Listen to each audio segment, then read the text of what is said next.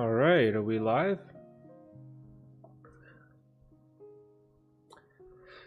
Okay, actually, let me sit closer.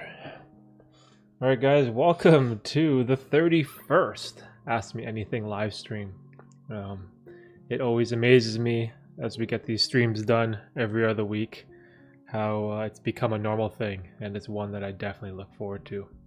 So if you're watching the replay of this stream and you missed the live portion of it, my schedule is roughly every 2 weeks. I'll do one of these on a Saturday, somewhere around 12 or 1 o'clock Eastern Standard Time. So the next one should be, we'll say September 10th in the afternoon, if you guys want to check out the next one.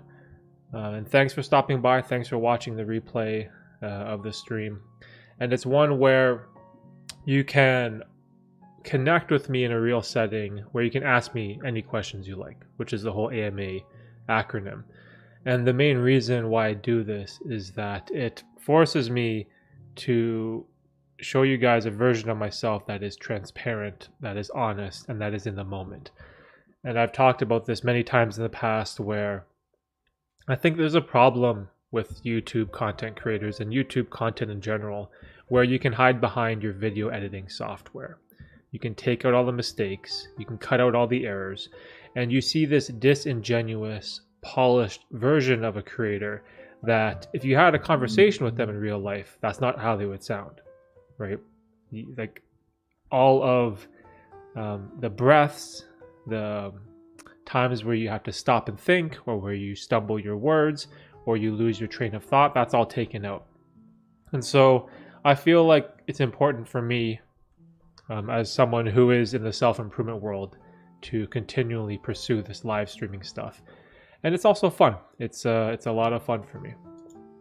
So today we're going to talk about psychedelics, and more specifically the effect that psychedelics has on your ego. And the reason for this is that I'm going to have a video coming up soon, I'll talk about later, which is solely dedicated to psychedelic mushrooms and its benefits. So we'll talk about that in the meantime, give some time to people come in. And our boy Swen is already here. What's going on, Swen? I would like to ask you the same, like how are you doing? But I'm gonna just wait for the stream to start. Yeah, man, I'm doing good. I'm legitimately happy for your channel. Like, I know I made a comment on your video that was like starting to take off and get some traction, and I genuinely love it when other self-improvement creators in our niche get some views or get a boost to their analytics or just get some more attention to the message that we're trying to spread. And I know a lot of the time in the YouTube world, it's kind of like this dog eat dog mentality where creators see other creators succeeding, and then you kind of feel bad because you get jealous or you have feelings of envy because they're succeeding and you're not. But for me, to be perfectly honest, I love it when I see other people succeed. It makes me so happy.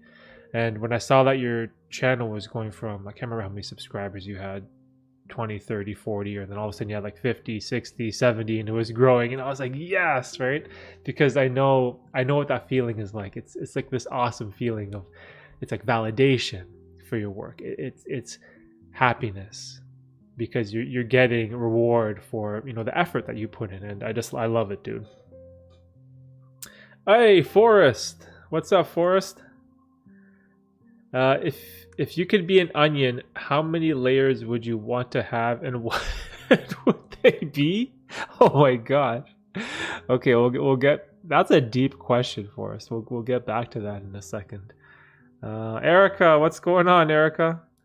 Hi, hanging out with you while I clean again. Hey, that's awesome. Hey, even if you leave the live stream on, like the amount of watch time that like helps my channel so much, even if you don't watch, like even if it just leave the stream and it plays, like YouTube counts all of that as watch time, right? So it really helps. Thanks, Erica. Thanks for choosing my stream as your media of choice while you clean. You know what though, I love listening to podcasts specifically, or live streams too, while I clean the house. That's something that I have to do today after the live stream. Yo, the chat is lit today. Andy. Andy. Is that you, Ando? What's up, bro? As a father of 2 now, don't you gotta start to lie and say drugs are bad? Don't do them. Oh, bro. Yeah, that's true. Like, you have to be a responsible parent, right? However, I'm someone that firmly believes that not all drugs are equal, and some have a tremendous amount of benefit. You could classify them as medicine, in my opinion. And if you use them responsibly, it's like anything in life, right? If you are able to consume at a responsible rate and not get addicted to them physically or chemically, right, then I think they can be extremely beneficial. Obviously, we're talking about things like marijuana, THC, psychedelics, mushrooms, psilocybin, like this type of stuff. Now, if you have a conversation about like crack, cocaine, methamphetamines, heroin, okay, that's probably a completely different discussion, right? Because I feel like those drugs are in a classification of their own where, even though I haven't tried many of them, I don't see the potential benefits outweighing the risk of addiction. So I know as a parent, this is like a murky area that I'm going to have to be living through, right? Like having 2 kids, but being someone that is pro psychedelics, I guess psychedelics are thrown in the category of drugs as well. So it's a tough thing, both morally and as a parent too. So it's one that I think about, but maybe I'll have to think about it more when the kids become teenagers, but we'll see. Batiste, what's up, Batiste? What's going on, dude? How's what's that? I always forget the MMA that you practice. I love the picture that you had on Instagram. I can never remember the name, but respect, dude, respect. Okay, so let's get back to Forrest's question. It's super interesting. Is this related to psychedelics, Forrest? I feel like it is. Because psychedelic experiences are much like an onion. They come with many, many layers that you have to pull back and reveal. But if I could be an onion, how many layers would you want to have? And how and what would they be? Wow. Oh, that's it. Krav Maga? I don't know how to say it. Krav Maga. Yeah, I saw your snap, Batiste, and you're pumping me up. That's one thing I would love to practice, some form of mixed martial arts, if I could find the time allotment in my schedule, and definitely was one that I would do with my kids for sure.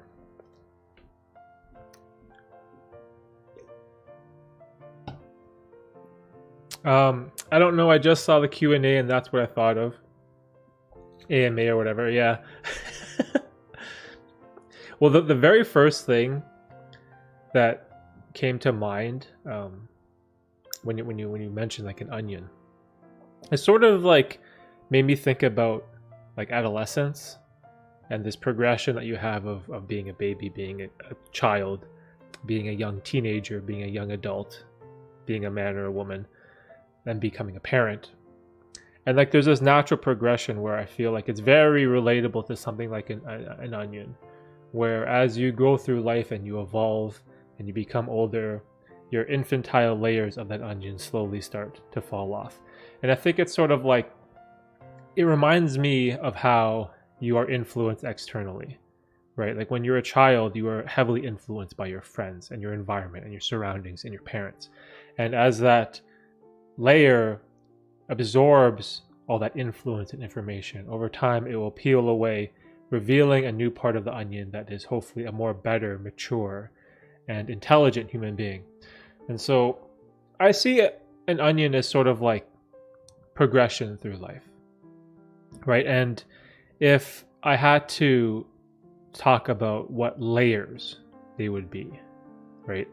I would hope that those layers would be the type of insecurities that we have, whether that is being clingy to our parents, loving our friends before our family, then having social anxieties, having issues with introversion or extroversion, or whatever type of internal problems that you have. I feel like everyone goes through, right? We all have these type of issues as we age and become more mature.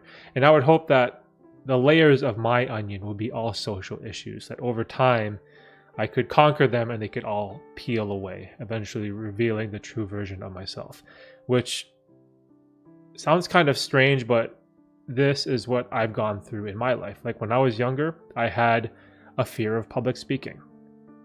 Like I was scared, I was terrified to go in front of my class and present a book report or a group project where you'd have like a Bristol board and you put it on the chalkboard and you would talk about the things you researched and what you learned, and you would kind of present this project or topic that you've been studying and try to teach the class or show them what you've been doing. And those type of situations were horrible for me because I always had this fear of my peers laughing at me or my friends thinking I was stupid or that I was dumb because I was like soft-spoken. I was shy, right? So I had this fear of public speaking, right? I had this fear of socializing and saying things that are incorrect or saying things that people won't agree with. And over time, I turned out to be the exact opposite person, right? I love public speaking. I have no problem stating my opinions and beliefs on certain subjects to a large audience of people, and I'm not afraid of any criticism or pushback that I'll receive. Whereas in the past, as a child, as an adolescent, and as a teenager, this was something that horrified me. I was horrified. Like in high school, you had to present like a project in front of a class of 30 students, and maybe like your boyfriend or your girlfriend is in the class, maybe your best friends are in the class, or maybe there are people that you're trying to become friends with, right? And you're going to stand up there and embarrass yourself in front of everybody. And, those things are hard. But I think it's sort of like a natural progression in life that we all probably go through.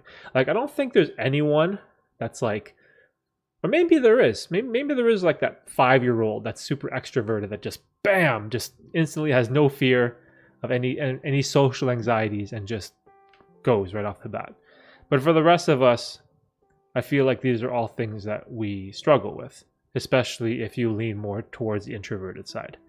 I feel like maybe extroverts naturally are better at this, or at least the people that I know who are extroverted, they seem very comfortable when they speak socially, right? And it's something that, in all honesty, is desired or envied by introverts, I think, because that's something that I wanted to be for the longest time. I wanted that self-confidence, right? I wanted that belief in myself to be able to speak in front of people and speak with people without that fear. So yeah, so that would be my onion and my layers of social anxieties, if that makes any sense. I tried some form of psychedelic meditation where you basically relax and listen to music with a specific frequency that activates some parts of your brain that gives you that psychedelic effects. Wow, that's super interesting. I have heard of types of psychedelic meditation where if you can go into these deep states of self-meditation, and those type of, I know that music that you're talking about, it's like this, I don't know if it's like a 44 hertz hum, and it kind of goes up and down and up and down. Like I've tried some of that stuff, maybe not to the degree to get that psychedelic effect, but there was one psychedelic trip that I had recently where we had a Bluetooth speaker specifically playing a song like that. And it started off with like a lower frequency that was a lot more soothing and slow, and it sort of eased you into the experience. But then as the time went on and the psychedelics took effect, the frequency would ramp up. And it was sort of interesting how much of a role music plays with psychedelic experiences. And it's something that I think is awesome. Like if you have the right type of music, it can really calm you down and let you submit to the experience, which I think is the most important part when it comes to psychedelics. And part of the reason why I named this stream Psychedelics and Ego is that I've been working on a video for about, I want to say 2 months. I think maybe 2 or 3 months I've been working on it, here and there, kind of behind the scenes whenever I had time away from my normal content. And it was one that I started in, I think it was like June or July of 2021. So like this is a video that I've had in a folder on my computer for like the past 13 or 14 months. Like I've had this footage sitting there. I had this idea of this like massive video talking about psychedelics and their benefits. And I finally finished it 2 days ago. And so I'm just waiting. It would be out already, but I'm waiting for the other 3 people that are in the video to be okay with me releasing the footage, because the video does have footage of them. And I want to be very respectful of their comfort level with releasing a type of video like this. So basically it was me and 3 other guys, 3 of my friends, and we took like a psychedelic trip together. And while I was still sober, or while I was still lucid, I guess you would say, I was trying to record as much footage as I could. So I have all these random clips of us being by the water and sitting together around the speaker that was playing that music at the low frequency with the hum. And eventually, I think we get like an hour in to the trip, and I lost all sense of self and control and reality and humanity. And then I wasn't able to record anymore. So I have this bunch of like random footage while the trip was starting. And so I included that into the video, right? Because I think it's important to tell the story and build the experience and build the environment of what we were in. And so I'm just waiting for those 3 guys to let me know if they're okay with the footage, right?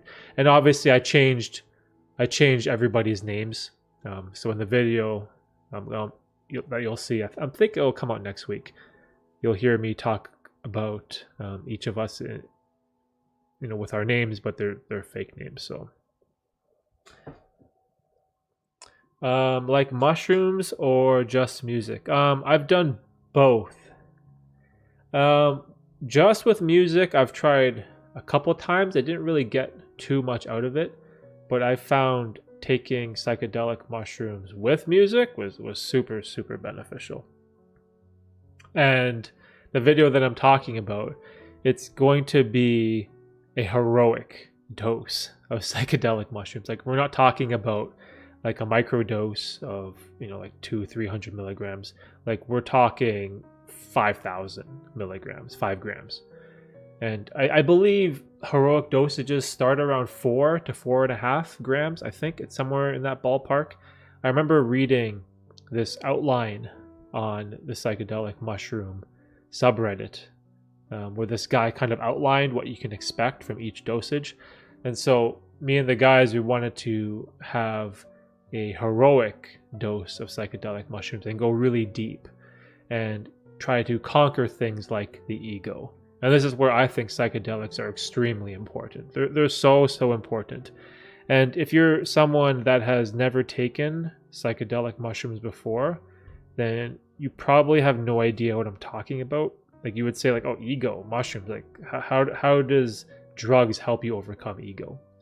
But what happens is, when you take these higher dosages of psychedelic mushrooms, you experience something which is called ego death.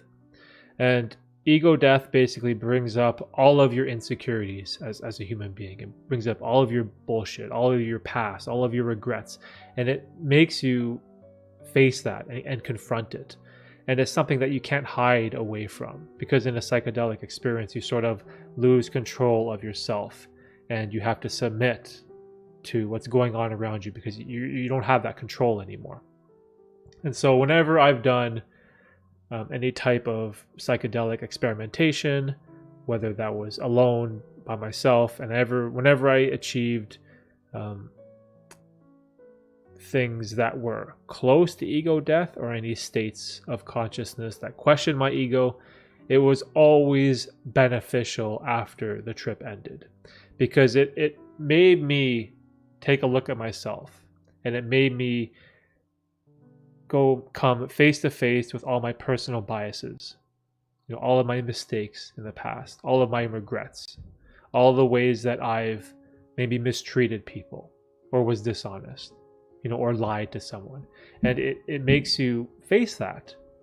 And it's such a humbling experience. It's so humbling. And it makes you realize that you're not shit, right? You're not shit in this massive, massive world, this massive universe that we're in. And it was really eye-opening for me, because it gave me perspective, right? And this is something that I talk about a lot on my channel, is having perspective, being transparent, right? Being transparent and honest with your beliefs, having humility, being able to take criticism from other people and be okay with that, and not get trapped by one core set of ideas or beliefs, and having that tunnel vision where you don't listen to differing perspectives, right? And I think this is an important way to live. Like, even from my podcast, for an example, I had a podcast recently with a fellow YouTube creator who is completely different than me, right? And we talked about this. He is a vegan who is an atheist, and he's really into running. And I told him straight up, like, I'm not an atheist, I'm not a vegan, and I hate cardio. But it was important to me because I could listen to his differing opinion, and it really gives me insight as a human being to see the other side of how he lives a positive life. And it was extremely beneficial to me. Sorry, Derek, I must go. There's a huge problem at work. I will watch the replay. Hey, Batiste, thanks for coming by, dude. Always love talking to you. Take care of work first. The stream can always wait. The replay will be there. And then hopefully we'll talk again in the next one.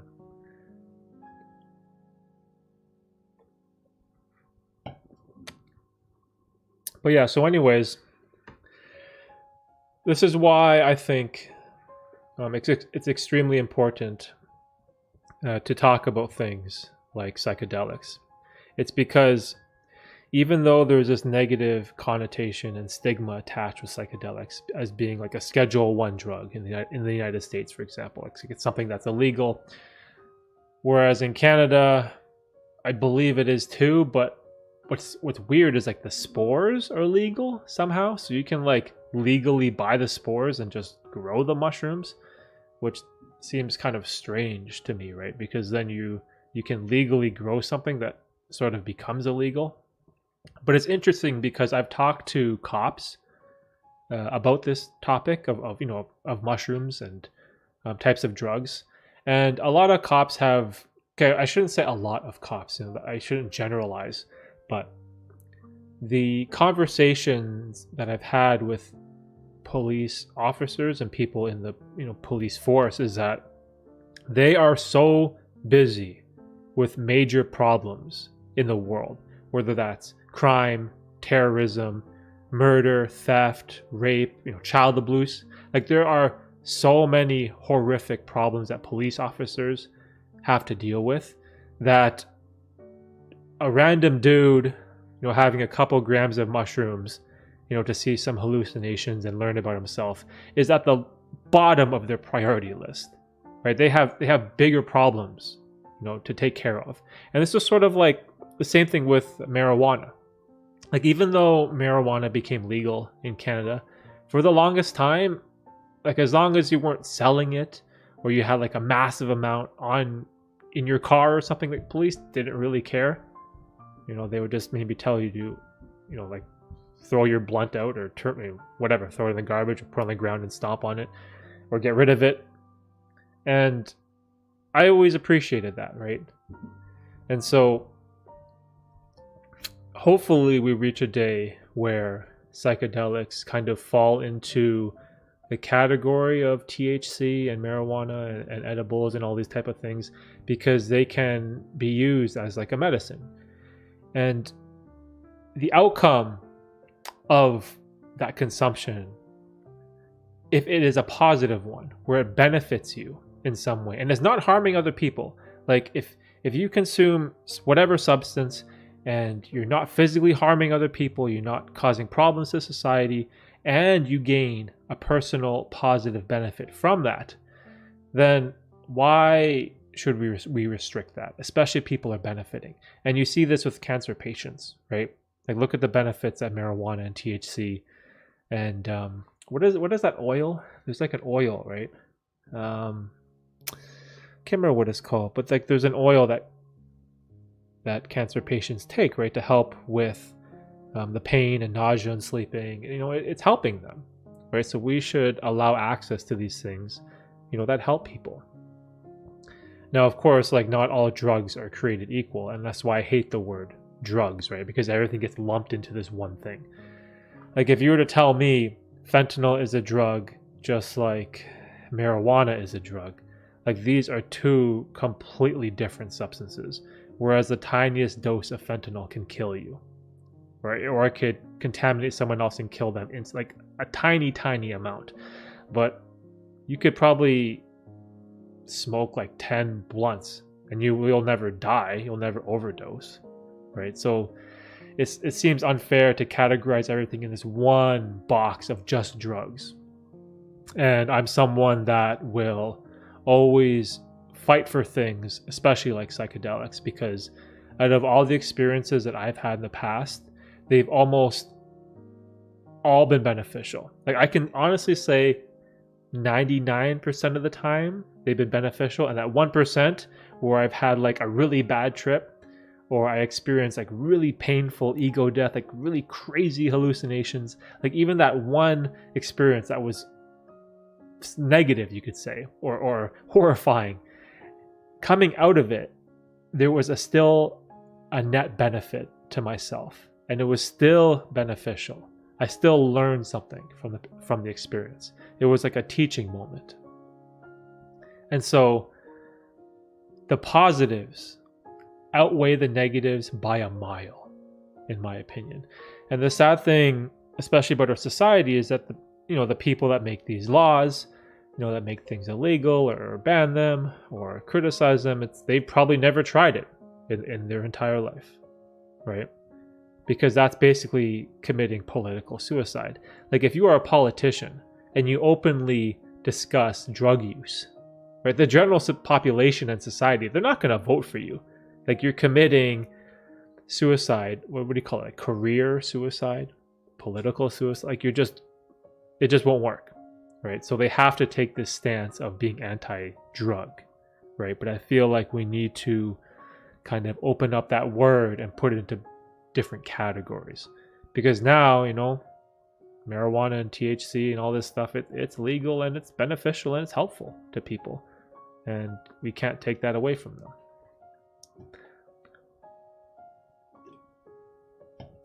So I'm super excited for the video that's going to come out. I try to incorporate as many of these like filmmaking techniques that I have been working on.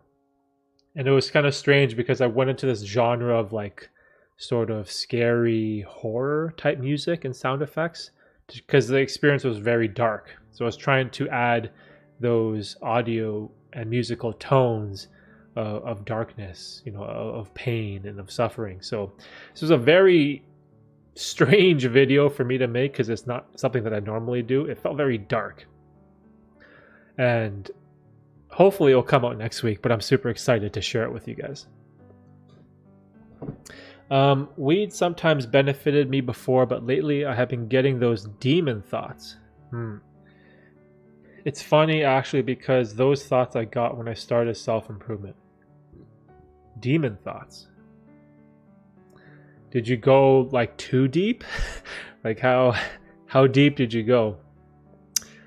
Because marijuana, especially edibles, like edibles are so strong sometimes. If you take an incorrect dosage, like you can really see things. Like you can have full-blown hallucinations with an incorrect dosage of edibles, especially with marijuana, right? That's happened to me not many times, but on more than one occasion, where kind of went too deep. But demon thoughts, though, like demonic thoughts, like is that sort of the extreme paranoia that you get, where you feel like you're gonna die?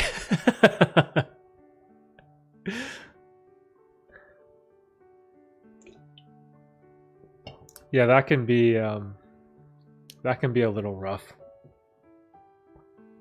But I think, when I talk about things like psychedelics or any other self-improvement habit, right? Like let's say we're talking about meditation, cold showers, exercising, writing down in your journal, waking up early, having a morning routine, like whatever habit or practice or discipline we're talking about. If the net outcome of that habit that you're doing is positive, and psychedelics also gives you a net positive outcome, and you're not affecting anyone else's lives, you're not hurting anybody, you're not doing anything crazy, like then I feel like it's just like any other self-improvement habit where it's beneficial. And I don't know of any non-psychedelic substance or habit or activity which makes you face your ego like psychedelic mushrooms can. I know that people have achieved these high states of mental clarity through meditation, like in these very deep meditative sessions, but I've never been able to get there. I practice meditation pretty regularly, but I've never achieved any of those states of transcendence, right? Where you have these immense experiences that can change your life. I've only had the more mild experiences through meditation. So I feel like maybe it's cheating because, psychedelics is a substance that takes you to get you there, but I don't know. I've never been able to get to those levels of ego death and confronting my ego as I have with anything else. I don't function when I'm high as a kite. No deep thought for me.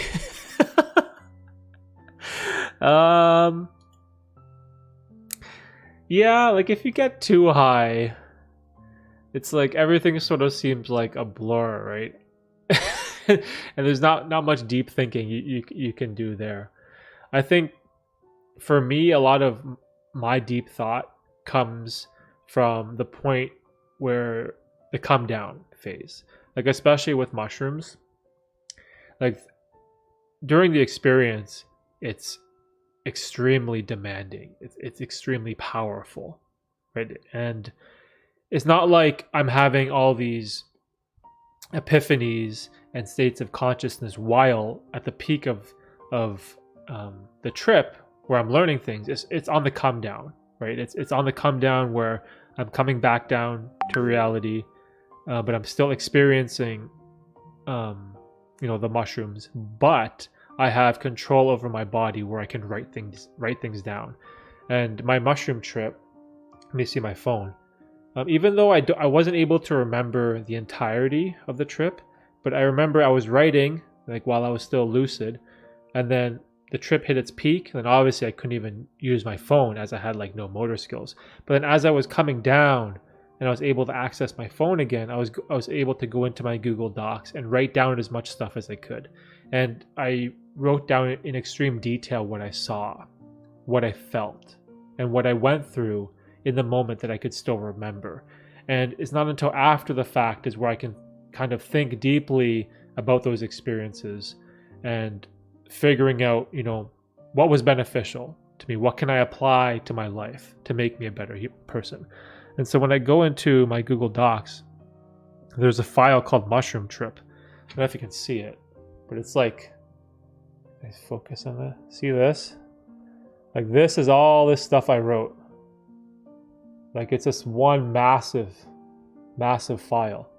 So like, this is where the deep thinking and reflections come from for me. It's writing everything down and then going through it after the fact.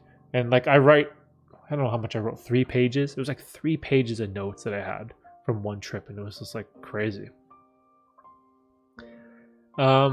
Just thoughts like, this is bad, I have stuff to do, I don't want to be here. Yeah, that happens too, right? Yo, Brian, what's up, dude? How much are you selling the mushrooms for? Not for sale, bro. Not for sale. I actually don't have any. I got nothing. I looked into growing. I looked into buying the spores, but I don't know anything about any of that stuff. That's probably the best way to do it, right? I'm assuming, like, if it's legal to buy spores and you can control the mushrooms yourself, but that's way outside my area of experience, so I rely on other people. I rely on other people for the mushrooms. But it would be cool if you could buy them legally. Like, see, this is one thing where I'm very, very pro.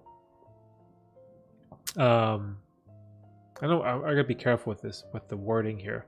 I'm very pro substance, psychedelic, and drug use, especially if it can become legal and regulated, so that when you buy something, you know exactly what you're getting.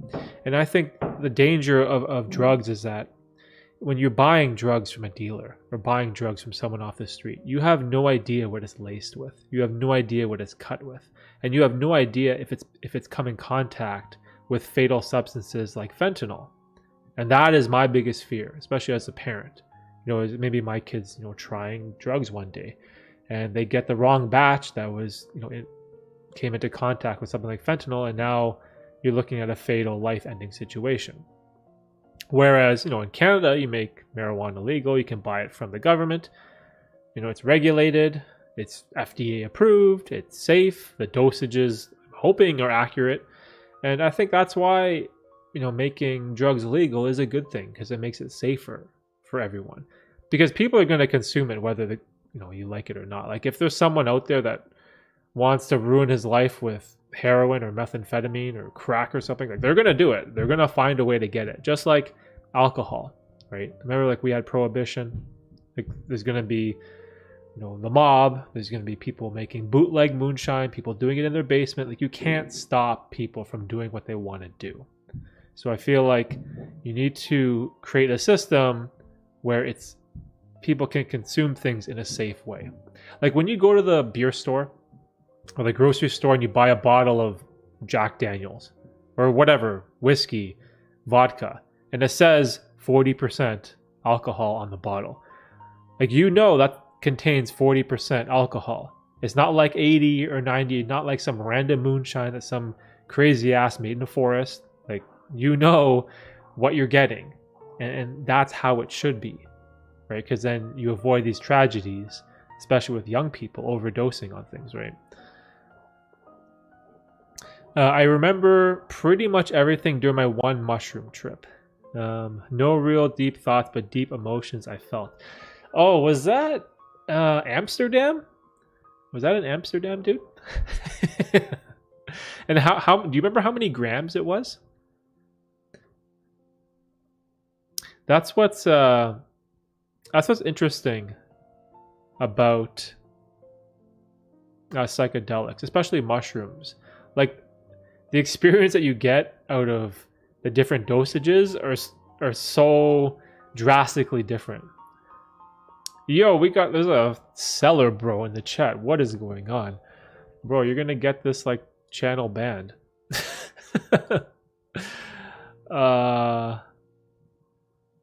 Yeah, that's not good. Okay, let's remove that. Sorry, bro. No spam. No business inquiries. 7? 7 grams? Oh my. 7 grams. You had 7 grams of mushrooms. Oh my god. Oh, that must have been so crazy. You had everyone's extras, dude. Oh my. Like I have. See, you went into waters that I have no experience in. Like the highest I've ever been was 5. Yeah, 5 is the highest that I've ever gone. I've done 5, 3, 2, 1, and then all the milligrams. But 7? Whew. Like, man, you went from 0 to 100. Like there was no like progression or slow build up. You just went straight to 7. Did you get any superpowers? Actually, this may sound like bullshit, but my vision improved like tenfold. It was crazy. Like I think it took maybe 30 minutes, but I noticed that my eyes and started to, I don't know if they were able to focus more, but like normally I wear glasses, right? Like where's my glasses? Like normally I have to wear glasses, right? Because I don't have the best eyes. And during the mushroom trip I wasn't wearing my glasses, and we were on a dock at a lake, and I couldn't see anything across from the lake. Like there was other cottages and boats and chairs and homes, and it was all kind of blurry for me, because my vision isn't the best. But like 30 to 40 minutes into the experience, my vision started to improve. And at first I thought I was like just hallucinating, or this, maybe it was bullshit. But what happened was I saw a flag and a chair on a property across the lake that I could not see before the mushrooms. And I confirmed this with one of my friends. I was like, oh, dude, can you see that flag? Like, is that a flag over there? And like, yeah, it's a flag. They're like, you couldn't see that? I'm like, no, I couldn't see that before. Like, my vision improved. It was very bizarre. I was like, oh my gosh, this is so crazy. And it wasn't just my poor eyesight became better, my depth perception improved. Like, I was able to focus on things kind of like a macro lens. Like for anyone that's big into photography or videography, like a macro lens, you can really focus in on the details of something, right? Like what's a like I don't know why I have this, but like there's like here I have like a pipe cleaner, right? Like with the macro lens, you could really zoom in on the metal pipe and the yellow fibers, and you can really see them. Whereas now in the present, you put this pipe cleaner in front of your face, you just see like this yellow blur, right? But my depth perception was able to really focus in on fine details, and I was like, wow, this is wild. This is like so cool. And that was before the hallucinations and ego death kind of took place. It was like I had this mild body sensation, this mild body high, and then I kind of felt happy, I felt relaxed, and then like the improved visuals kicked in, and I found that super interesting. And I was like, wow, that's so cool. But unfortunately, on the come down from the trip, all effects of like improved vision was gone. Like it was like this very short temporary moment in time where I can maybe had like 10 minutes, maybe 5 to 10 minutes of that improved vision. And it was super cool. I was like, wow, is this what 2020 vision looks like? Right? So that was the one, I guess you could call that a superpower, but... Oh, you've heard of that? Paul Stamets talked about that. Oh, the mushroom guy, right?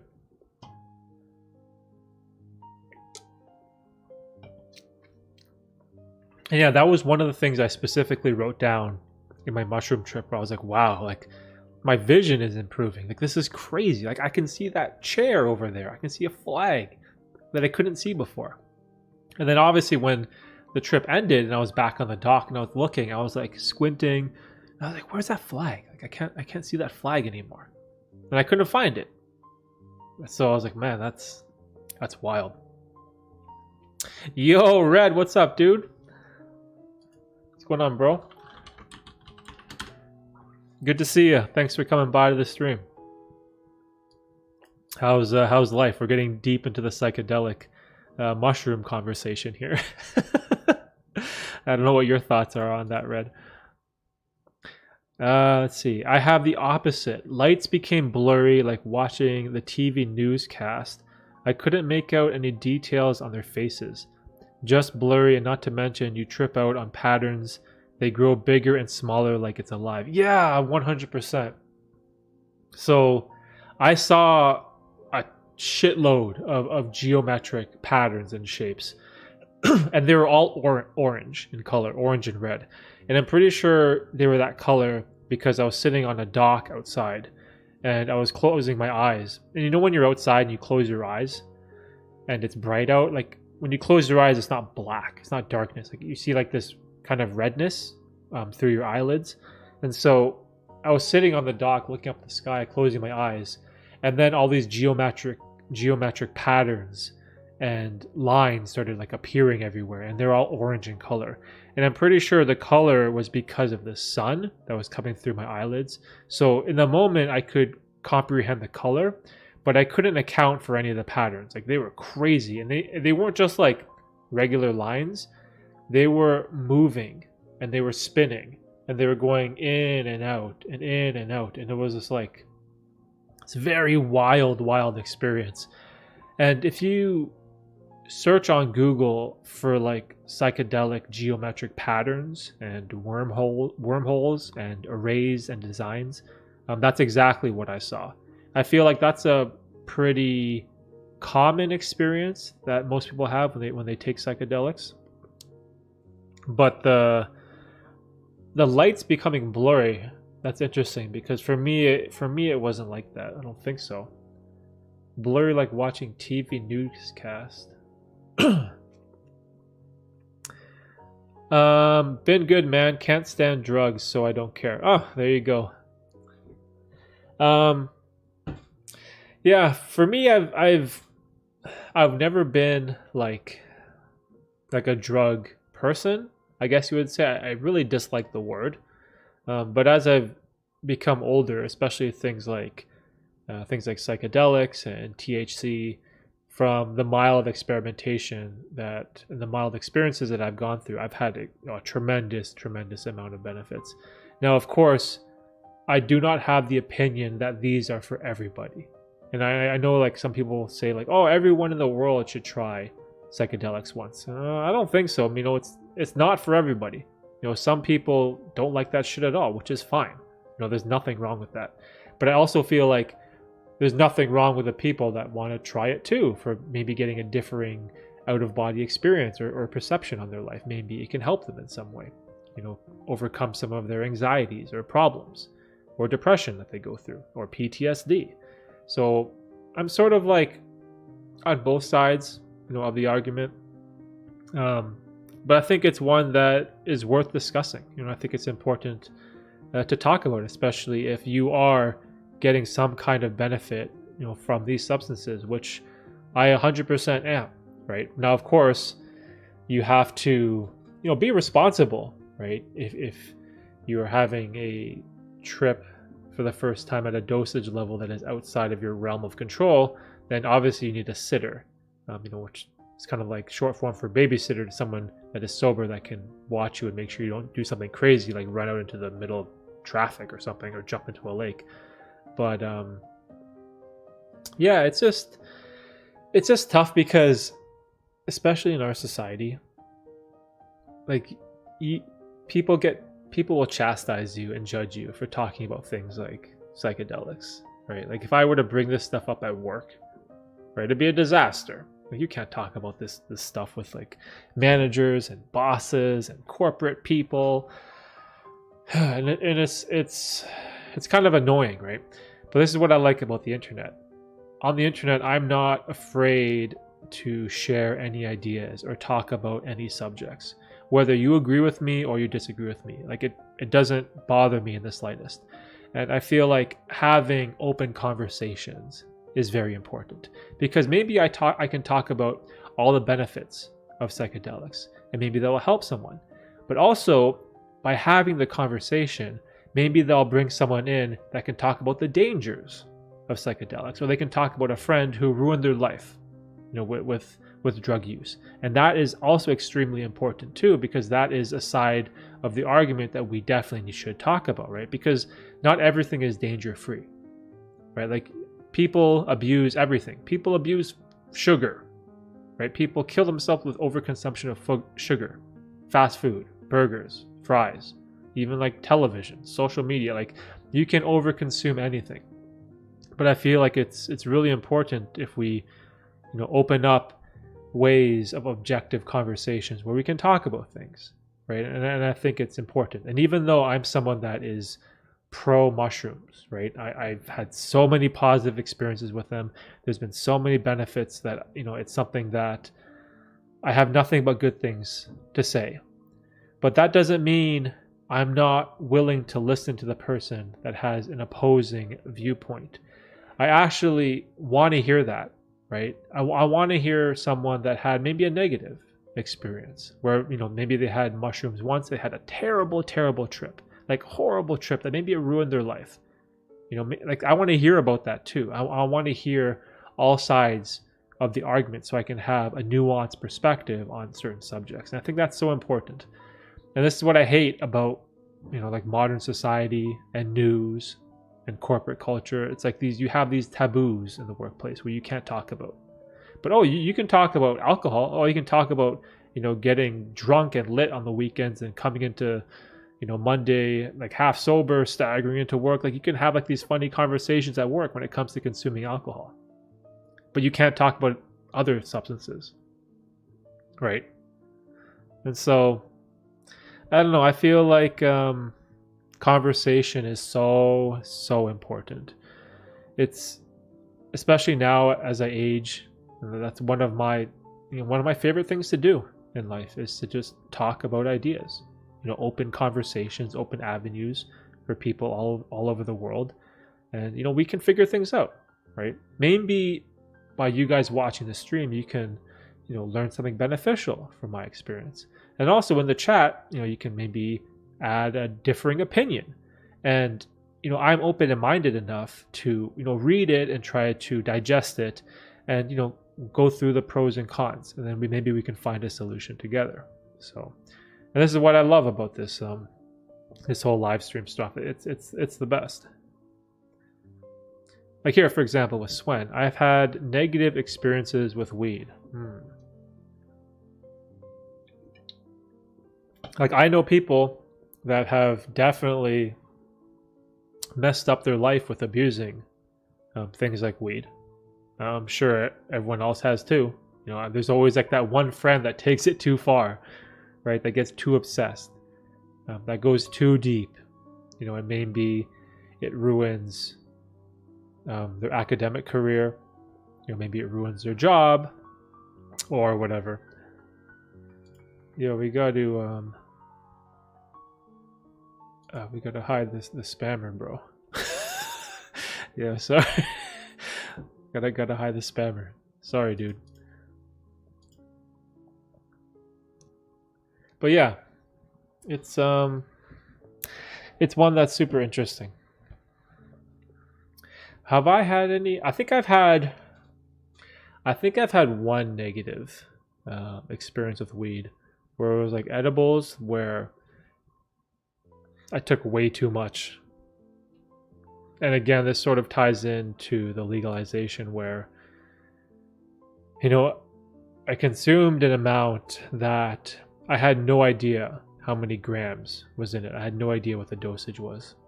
And then that led to a horrible, horrible trip and a negative experience. And so this is where I think like education and legalization is very important, right? To control dosages, right? To find out what is actually in it. These bots are getting out of hand. Yeah, bro. It's like It's probably because I put the word psychedelics in the title of the stream that the bot kind of targets it and starts spamming the chat. Yeah, I just banned him from the channel. I don't want that. I don't want that shit to be in the chat. I don't want any business. It's just like in the stream, I demonetize the live stream. You know, in all my videos, I am monetized. I do put the ads on for all my videos and shorts. But specifically the live streams that I do, like right now, I make sure everything is demonetized. I don't want any outside influence affecting our ability to converse about anything. And I know that like YouTube ad revenue is very particular when it comes to ads. Like when you enable ads in your videos, there's like this giant checklist they have to go through where they ask you, is anything political, is anything related to drugs, is anything harmful, or anything like considered bullying or problematic or controversial, and you have to like tick off all these sections. And so when I want to have these open conversations on a live stream, I make sure I always demonetize the streams. So whenever we have these streams, you guys will never watch any ads, or hopefully there aren't any ads, because I turn them all off. And if there are any that's playing, it's, I don't know, maybe YouTube is forcing them on you, but I don't want free, open, and honest conversation to be affected by any external factors. And that's extremely, extremely important to me. You know, having, you know, free speech and open speech, and, you know, for us to have these dialogues and discussions. Ages ago, my cousin was high on something. Can't remember what. Oh no. This sounds like a story that's all too familiar. He felt like he was trapped in his body, and it took me what felt like forever to help him, guide him out. Oh my gosh. I feel like everyone has that one friend or family member that has an experience like that, or they go too deep and they feel like they're dying, or they're trapped, or they're in a different dimension. You can't get them out. And wow, that's wild. At least you got him out though, Forrest. Or you had to guide him out. Because the thing too with those states of consciousness is that time, you have no sense of time in those worlds, in those experiences that you have. Where outside, you know, it could just be like 10 minutes, but for you it could be like 10 hours. You can't distinguish between a minute or a second or an hour. Like everything is just so immersive and so strong and overwhelming that having all sense of time goes out the window. So I feel for you. I feel for your cousin, especially if he can't remember what he took. Oh man.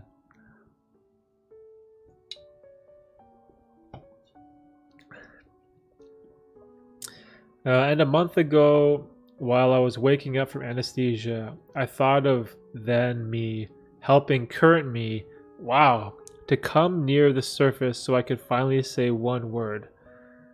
Oh my gosh, when you're waking up from anesthesia, I thought of then me helping current me come near the surface. Oh my gosh, that's crazy. That's wild. I kind of understand what you're saying. It's like the old you helping the current you come back to the surface of reality.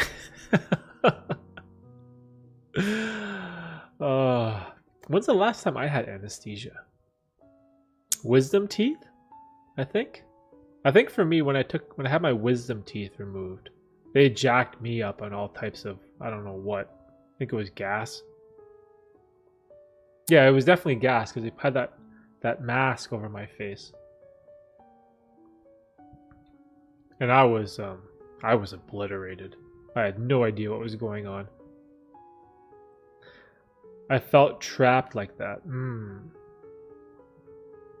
Yeah, that's a crazy experience. That's a crazy thing to go through. It's funny because when you explain that, I have a pretty good idea of what you're saying. Like I understand what you're saying, but when you try to explain that to someone who has zero experience with psychedelics or out of body substances, like these different levels of consciousness or transcendence, like when you explain that to them, they have no clue what you're talking about. They don't have like the slightest idea, right? Especially if they're like one of those people that are like a straight arrow. It's kind of hard to explain those feelings unless you sort of experience them for yourself. So I have a pretty good idea of what you're saying, even though I can't put it into words. Like, it's such a hard thing to explain with words, right? And just sort of getting back to the video that I'm releasing next week on psychedelics, I tried to describe all of my experiences the best I could with the aid of music, sound design, and visuals, and text as well. So in the video though, it's sort of like a combination of everything. Like, I tried my best to show you the experience as best as I could, and hopefully you guys will like it. Why though? It's so strange how you peeps use that much anesthesia for just that, removing a tooth. Yeah, I don't know. I have no idea. Like, for me, how many wisdom teeth did I have? I think I had 3. Was it 3 or 4? I can't remember. So let's say 3 or 4. And I wanted all my wisdom teeth removed at once, and they were like really growing into my gums, and they were like, "Oh, we have to put you under. It's too painful." And when they gassed me, like, I was done. I was barbecued. I had no idea what was going on. I could sort of hear like drills and like pressure in my mouth, and it was wild because after the removal of your wisdom teeth, you have like these massive holes in the back of your mouth, and they stuff it full of like gauze, and you're just like bleeding everywhere, and you're high as a kite, and you're like coming down, and your mouth is all stuffed with cotton, and your cheeks are swollen, and you just taste blood. Oh, it's just an insane experience. Like, what is going on? But I'm sure you wouldn't want to go through that without anesthesia. I'm assuming it's like extremely painful. I don't know. I don't know anything about dentistry, or what's a word for things like your wisdom teeth? Is it, no, not orthotics. Orthodontics? Is that the word? Orthodontics? Oh, I don't know. What is orthodontist? Is that for? What is an orthodontist? Orthodontics is a dentistry specialty that addresses the diagnosis, prevention, management, and correction of malpositioned teeth and jaws. Oh no, that's for braces. Misaligned bite patterns. Misaligned bite. Oh, that's like if you have an overbite or an underbite. It may also address the modification of facial growth, known as dental facial orthopedics. Abnormal alignment of the teeth and jaw is very common. Oh, okay. Well, whatever the word is for getting your wisdom teeth removed, I'm sure they have one. I'm lacking that knowledge.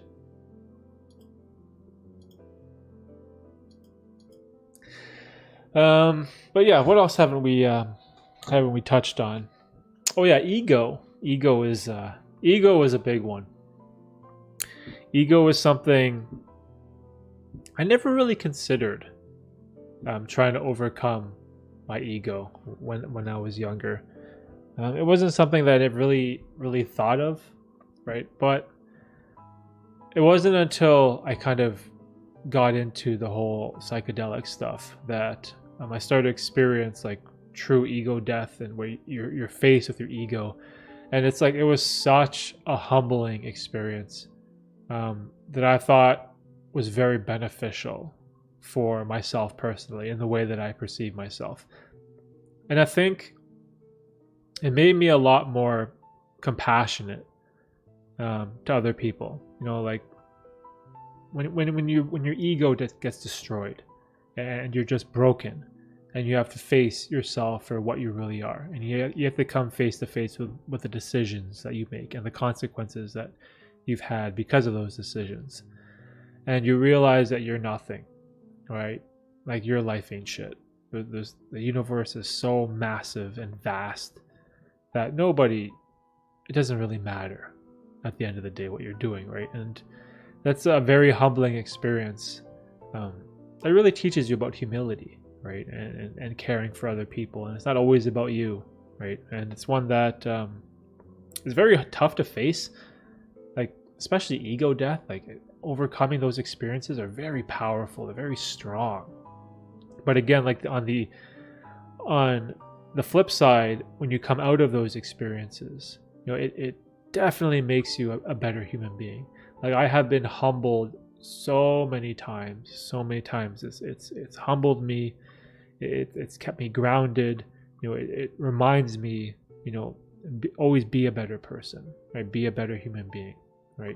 Always be kinder to other people. Be more compassionate. Be more understanding. Be more patient. And this was something that in my personal life, didn't really help me too much, I thought, as I was growing up. But having kids, it's been like really beneficial. That reminder, be humble, be patient, right? Especially with kids. These are young human beings that rely on you. And, these psychedelic experiences really helped me with that. Let's see. It should only be used in that area of the mouth and be aware of everything happening around you. Someone summoned fruit and jug. One time a friend... Oh my... Synthetic weed. What is... Something I don't know much about. One time a friend brought synthetic weed and we didn't know that. After some time when it kicked in, legit, it felt like free-falling, colors everywhere, melting walls, hella scary. Oh, man. See, that's what I'm scared of.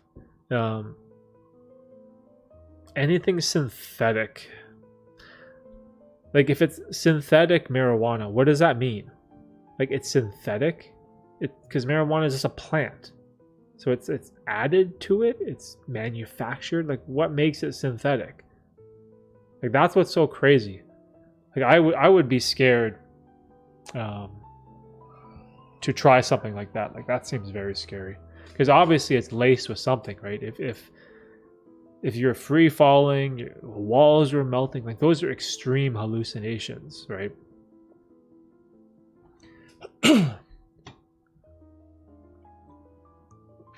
Is the 18 millimeter lens good enough for cinematic shots? Oh, hey, we got a videography question. So two things. 18 millimeter, do you mean with like a full frame camera? Or because now there's so many different sensors. Like there's the crop sensors, like the micro 2/3 or 4/3 or whatever that Panasonic has, and there's like the APS-C sensors that I use that are Sony, and there's also like the full frame sensors. I'm assuming. See here, the math gets tricky here. So, if we're talking about full frame sensors, 18 millimeters is very wide. It's a very wide angle. Like, see the lens that I'm using right now, like this right here that you see right now. This is 14 millimeters, but this is with an APS-C sensor. So my camera has a very smaller sensor. So 18 millimeters would be like 27 millimeters on a full frame camera.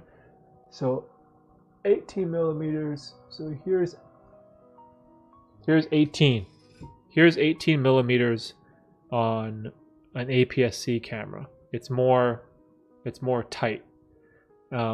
Generally for cinematic shots, one of the most common focal lengths is 16. So here, 16. This is 16 on an APS-C sensor. And if you're talking a full frame sensor, the equivalent would be 24 millimeters. 24 or 16, it's like this nice wide. It's not too wide, so you can get like really nice cinematic shots with that type of focal length. And I like the super wide So I go to 14. So you can sort of see more stuff around me. So again, it's going to depend on your sensor, but I feel like 16 millimeter for APS-C or 24 millimeter for full frame is like, you can't go wrong with that focal length. It's just a really nice focal length where it's not too tight, it's not too wide. You can get a lot of depth and information and a lot of your surroundings in your shot. You can get really good cinematic shots with 16 APS-C and 24 full frame. Oh yeah, Brian's here in the chat. Brian is an expert on cameras. Listen to what Brian says. 24 millimeter is probably the best all-around focal length. Yeah, see, Brian has a very similar opinion. Very similar opinion to me. Like if I go through all the focal lengths, it's the one that I use the most. It's just, I don't know how to describe it. I'm gonna look into it more. Yeah, you have to be careful with like focal lengths now, because especially with like mirrorless cameras, there's so many different sensors now. There's like the micro four thirds, which are tiny.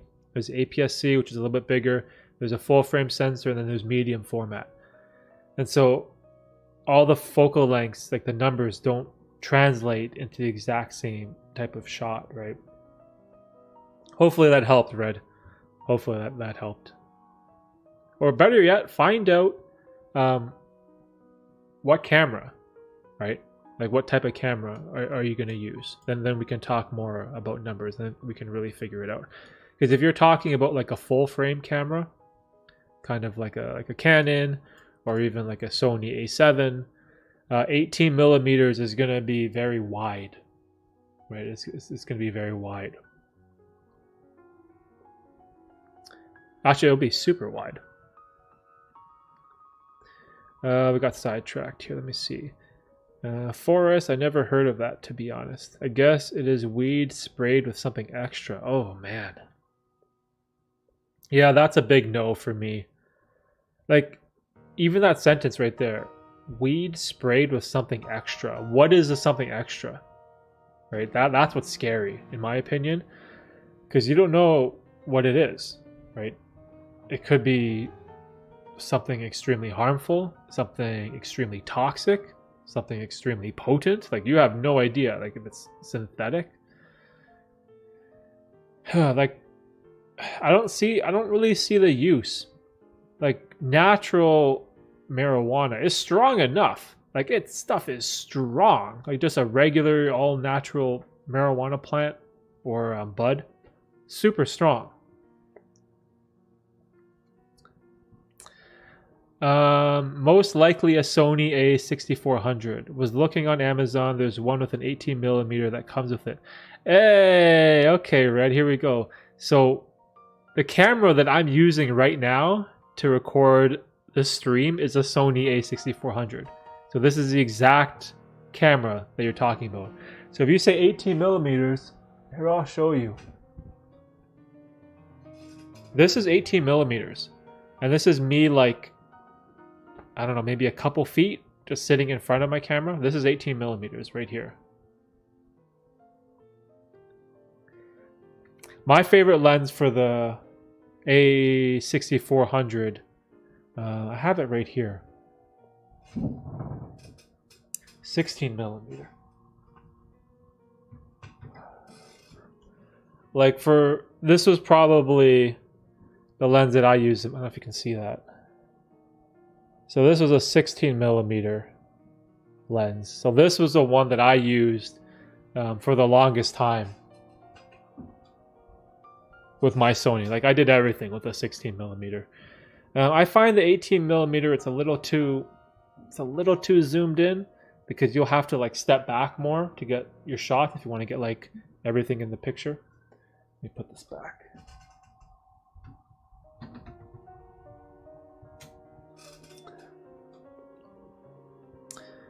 Back to Ego ID. Oh yeah, okay, in a sec, Forrest. Oh yeah, Ando knows, or Andy, he knows cameras too as well. So normally 18 millimeter is 1.5 or 1.6 if Canon, and crop sensor would be similar to 27. Full frame, which would work fine. Yeah.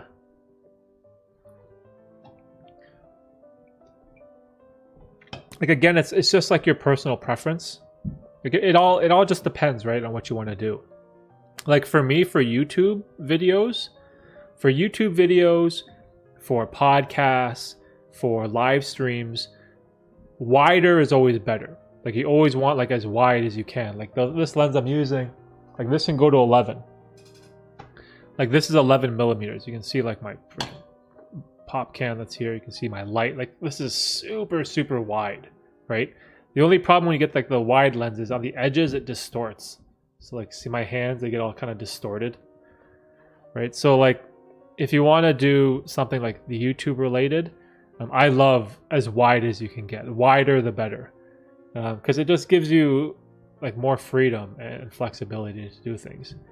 And over the years, I kind of prefer zoom lenses, like this one I'm using right now. It's 11 to 20. So I can go 11, super wide. I can go all the way in to 20, more tight, right? So. And sorry for whoever's watching this stream and I keep zooming in and out. Just try to help our boy Red because he's going to buy the exact same camera that I have. Yeah, the Sony a6400 is an amazing camera. I have it. I have the battery plugged into the wall, the outlet, so it has like infinite battery power, and it doesn't have a record limit, so it can record an infinite amount of time. It's like, and it has the screen that flips up, so it's like perfect for stuff like this. I actually leave it on a mini tripod.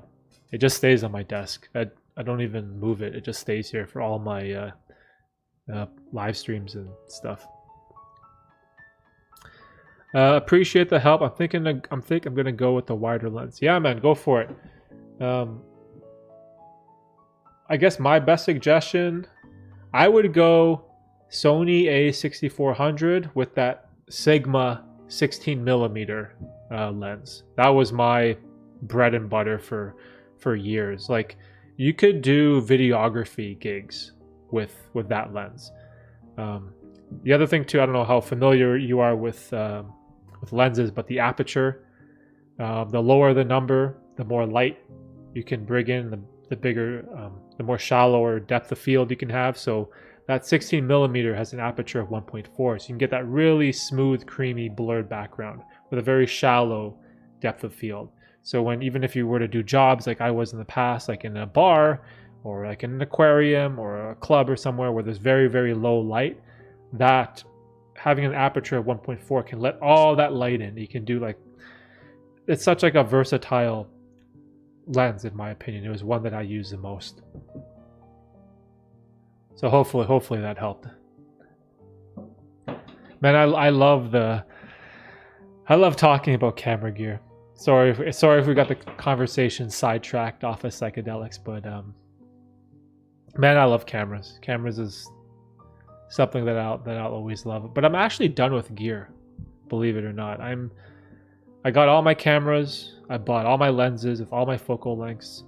I think I have 10 millimeters all the way up to 350 covered. I have primes and zooms. And what else? A drone for aerial shots. The waterproof GoPro for underwater shots. And I think that's it. Like my filmmaking kit, it's pretty much done. Like I think I'm done. I haven't even looked at any lenses in a long time because I don't think I'll need much more than 350 millimeter. Like 350 is like that super telephoto zoom. You can like get shots of people from like across the street or from a bridge or something. It's what I use to like go do street videography, so I can kind of record people and things at a distance where I feel like I'm not being intrusive on their personal space because they don't really see me, right?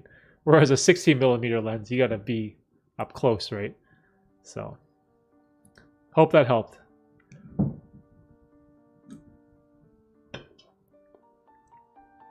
Should we go back to ego and super ego, Forrest?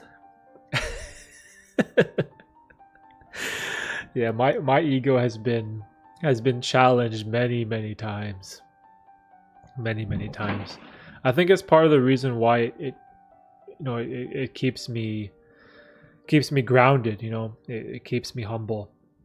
And it's so helpful, like in so many ways. Like even when, especially like dealing with failure or problems in my life, or even like this YouTube channel, for example. Like people have huge egos. People, everyone thinks that what they do is great.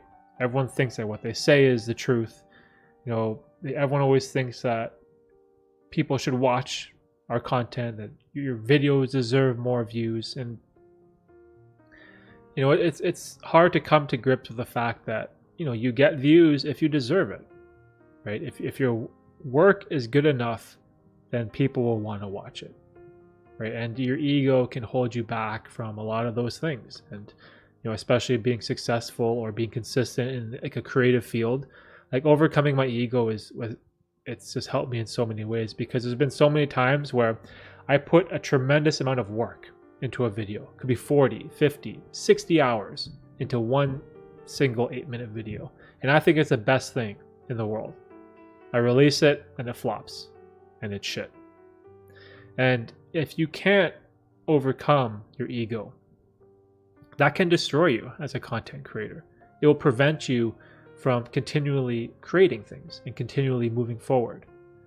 And it's one that, if there's anyone out there watching this, I know Swen is a up and coming content creator. Like it's such an important thing, to overcome it and to remind yourself, right? And it's one that keeps me continually improving, and continually learning and growing. And hopefully things will pick up in the future.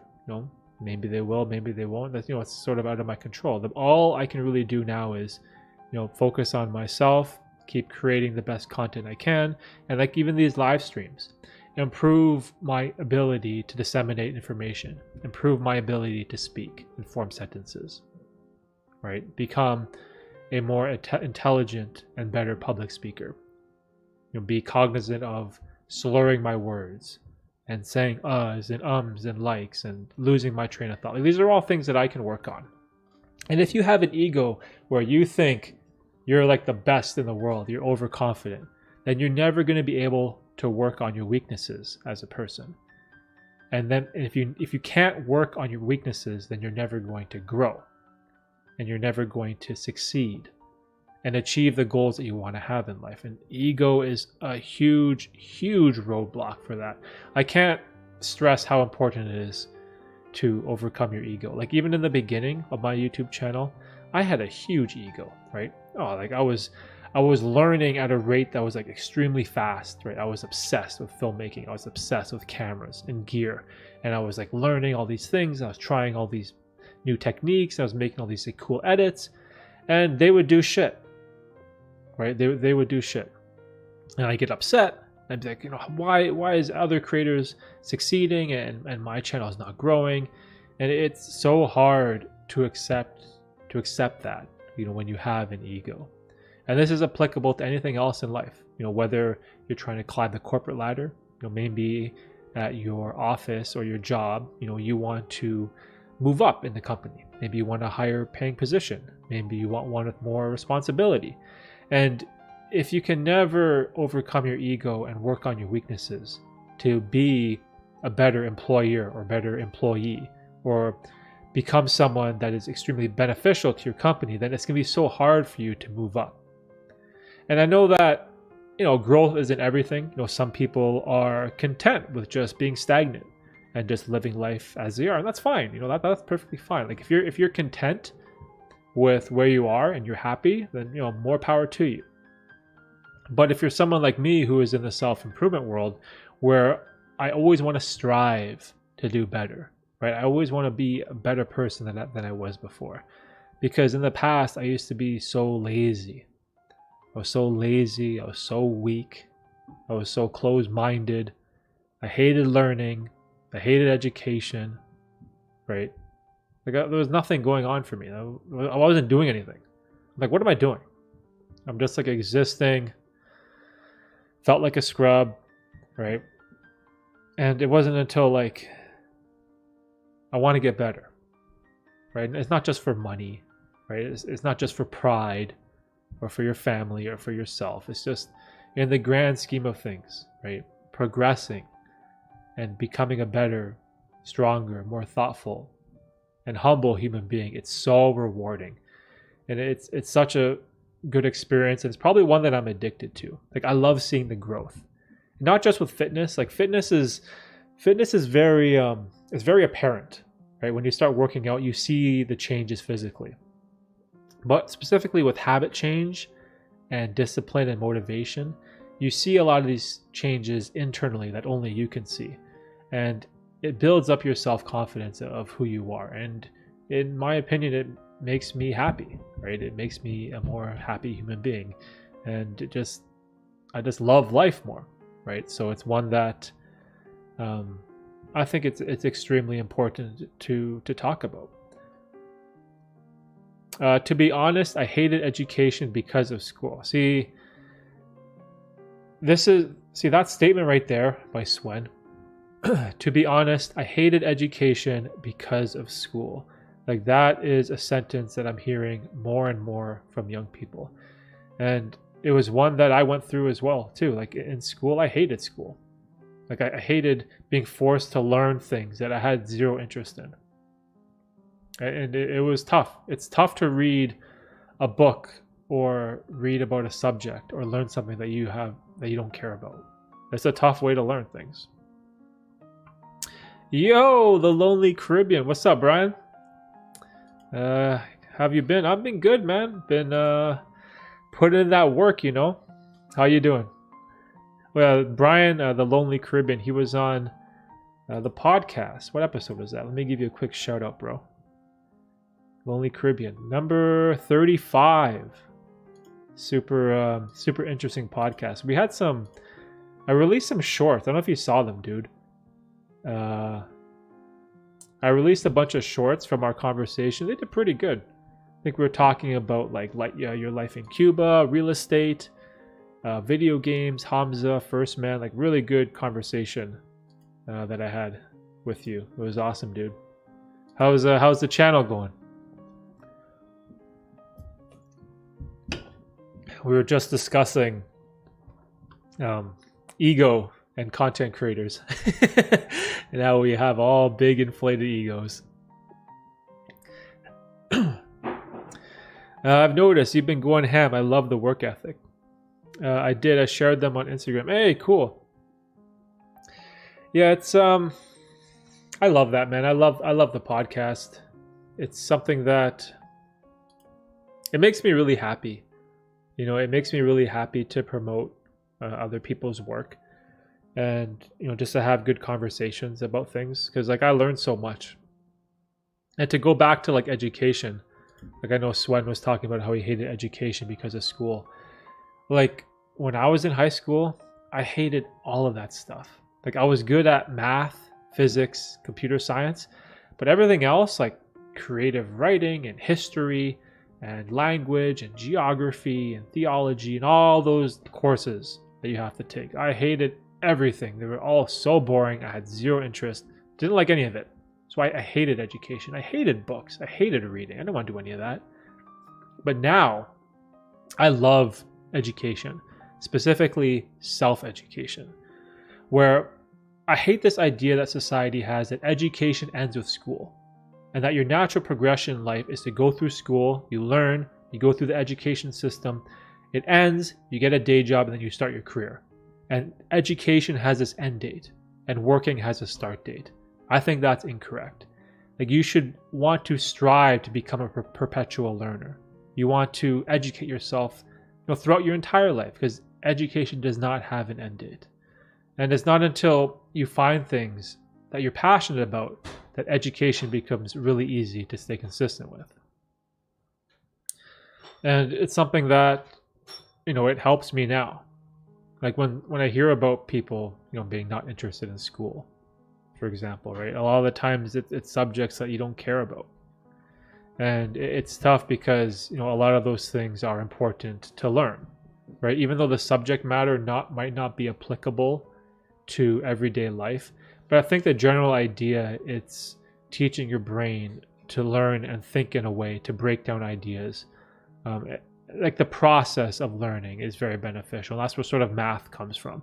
And I know like people talk about mathematics. It's like, oh, when will I ever have to use slope or integrals or any of that type of stuff? Matrices, exponents. Like when does that apply to my life? In the regular world, all you do is like income, taxes, like those type of numbers, right?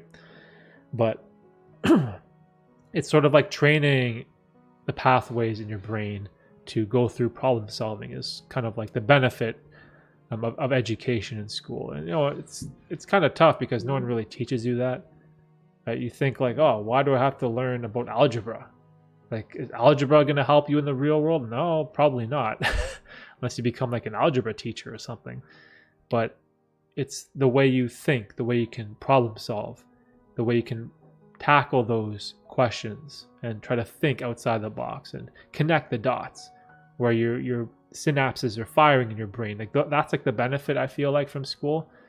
But when it comes to like deep education where you want to learn about a certain subject, it's finding subjects that interest you, that you're passionate about, that have the least resistance. Like for example, videography. It was something that I knew nothing about. I had to pursue self-education when it came to cameras, lenses, video editing software, frame rate, aperture, ISO. Like these are all things that I was never taught. So for me to pursue them, I had to go through various methods of self-education. But because I had extreme amount of interest in that subject, the barrier to entry to learn was so much easier, right? So I feel like education is super important and it should never have an end date.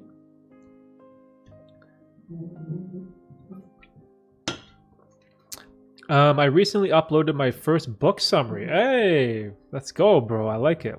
I started writing a book too. It's going to take a while though. I got a few more I want to do, but I'm putting more time on real estate right now. Market is getting interesting. Yeah, I don't know what it's like in the US, but over here, the interest rates have been skyrocketing.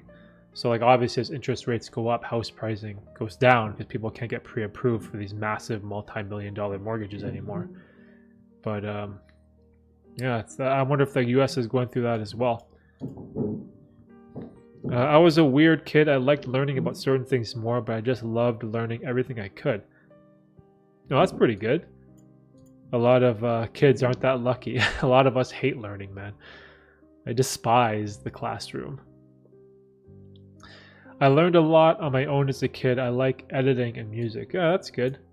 See, it seems like just learning in general you're interested in, right? Like that's very, very beneficial. Like when I was a kid, sports, that's all I cared about was sports. I just wanted to play basketball. I just wanted to play hockey. I just wanted to play soccer, volleyball, track and field. Like that's all I wanted to do. I didn't care about Canadian history or the geography of Europe. Like those are things that meant nothing to me. School stopped my masculine energy and is teaching kids how to be slaves. All my desires to climb trees, wrestle other kids, be competitive was being crushed by the system. Yeah, it's see, that's tough. That's kind of tough because like the school system, I feel like it grooms you to be another cog in the wheel where you go through school, you get your degree or education, you get a job in the system or society where they think it's a safe job, and you just become another cog in the wheel. And it kind of like grooms you in that direction because especially in school, you don't get taught the importance of things like entrepreneurship. You don't get taught the importance of finding your passion, doing work that you love, right? It's always like this idea of, oh, you need to grow up and become an adult, and just doing things that you don't like to do is part of life. And you get a job, you work at that job for 40 years or 45 years, you get a pension, then you retire, and that's your reward. Your reward in life is freedom to do what you love when you're 67 years old, right? Like that's a plan that the school system sets out for us. But like, why not find your passion when you're 22, 23, or whatever, however many years it takes to finish college after high school? Why not spend that time to find out what you love to do and do it then, instead of waiting until you're 67 and then just find a way to monetize it? And that's what's like beautiful about the internet. You don't have to go through these ancient ways of education in order to be successful in life, right? And I feel like so many people would be just happier, you know, instead of going to college or university, maybe you spend those 4 or 5 years, travel the world, try new things, and don't go into $100,000 of student debt, right? Especially if you don't have a certain program or degree that you know you want to do, right? Because then you're committing financial suicide. And then maybe you can find something that ignites your passion or your soul, where you're super excited. And then maybe you can find a way to monetize it. Who knows? Instead of waiting until you're 67 to live your life, right? And then even then, are you going to be able physically to do the things that you want to do? Like, what if you have a passion for surfing or traveling or hiking or deep sea diving, or I don't know, any of these things? How are you going to start that when you're 67? And then you're going to have all these people that have regrets, right?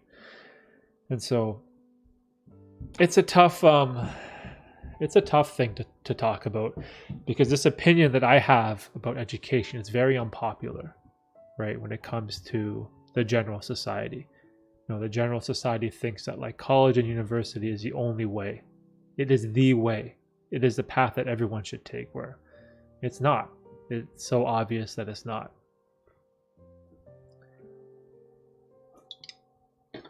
You're spot on about critical thinking. My father always negated my dislike for school using that same logic, and he was 100% right. Yeah, it's like, it's interesting, right? It's, I don't know. Like, critical thinking is important. Learning of a wide variety of subjects is also important too, right? You want to be, you know, a human being that, you know, has a well-versed perspective on many aspects in life. You know, it's important to learn a lot of those things. You know, my big problem with like the school system is, how come you don't get taught about property taxes or mortgages or retirement accounts or doing your taxes? Like, how come you don't learn any of these like practical things in life? You know, that's what my problem is, right? Or your social security or retirement or your pension or whatever, benefits, or any of these things. Like, you don't learn any of this stuff in school. And these are like the most important subjects when you become an adult, right? It is learning things like personal finance, you know, learning how to pay your taxes and bills and stuff on time, right? So it's what it is. Yeah, I heard from a friend that there might be another housing crash this coming December and January, at least in Cali.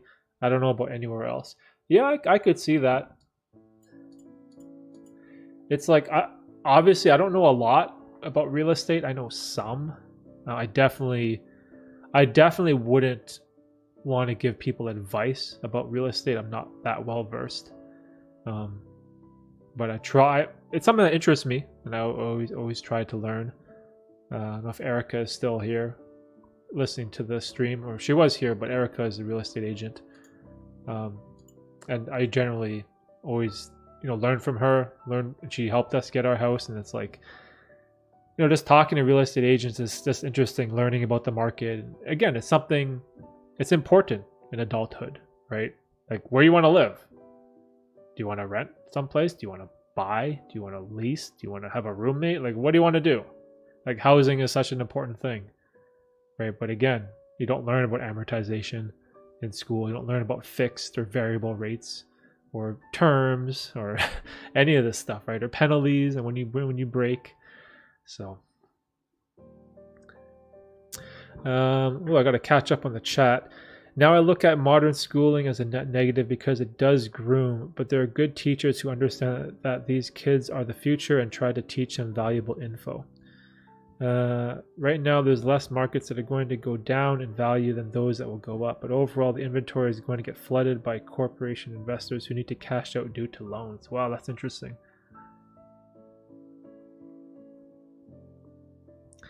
The way my father explained it was this: not only are you growing connections and new neurons, you are becoming well-rounded, which allows you to hold more conversations with more people. Yeah, that's definitely like a benefit, right? Like the growing connections and neurons in your brain, like that's the importance of learning language and history and geography and mathematics and science, like becoming a well-rounded human being, right?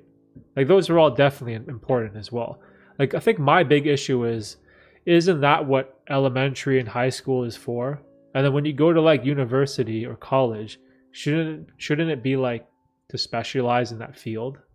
Like when I went to university, I wanted to learn computer science because I wanted to learn how to code. I wanted to be a programmer. But I had to take history, sociology, English, and then I failed all those courses. I didn't want to do any of that shit. And then it like killed my GPA. And then I just hated everything and I just wanted to drop out because like just the computer science and programming was the one thing I wanted to do. But like over here, there is still this emphasis on becoming a well-rounded human being, even like when you're trying to specialize in a program.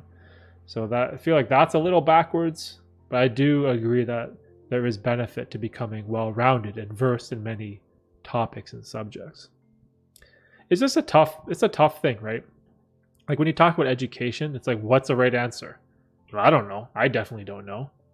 But it's one that I think is interesting to talk about, right? As there's many options, especially now with like even online courses. You can get like an amazing education on just YouTube. Like even me as a homeowner, you know how much I've learned how to maintain a house just from YouTube? Like fixing the door and washer and dryers.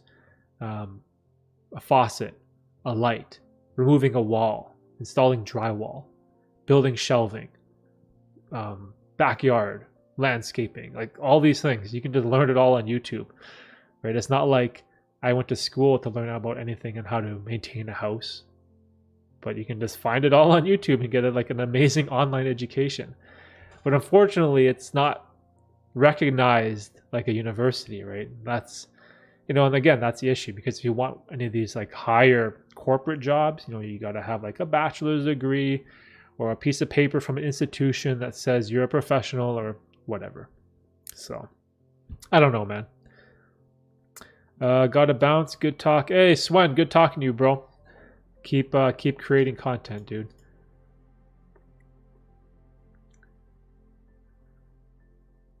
Yeah, I love this. Look at this. We got the Lonely Caribbean and Red checking out. Yeah, see, this is what I love. Brian's also a great content creator, YouTuber. Definitely check out his stuff. We had a great conversation and podcast. When was it? Like last month? 2 months ago? I think it was like 2 months ago.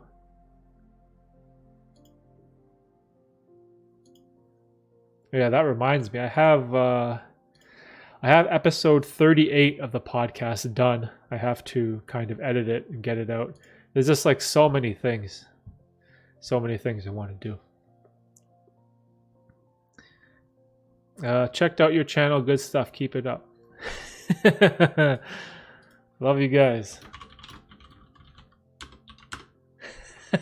This is awesome. Oh, it was in May? Oh, okay. Yeah, the podcast, I have a love-hate relationship with podcasts. Like whenever I get a podcast episode like filmed or recorded, like it's awesome. I learn so much. I have so much fun. But the amount of time and effort I have to put into like finding a guest is like the worst part of it. Like even though I have 37 episodes published, like if I could just find people that want to do it, or if I had people that said yes and would actually show up, I'd probably have like double the amount of episodes posted. And I know it's tough because it's hard to record yourself in like a Zoom call and, you know, be okay with releasing that on the internet. Like, this is something that I'm extremely comfortable in doing. Like, I have no problem doing that. So it's tough to have that same expectation for others, right? And I get that. I totally get it. But it's like, the thing that kills me is when I'm always looking for people to have my podcast and they say yes. I'm like, yeah, let's do it, man. I love to do a podcast. Sounds like so much fun.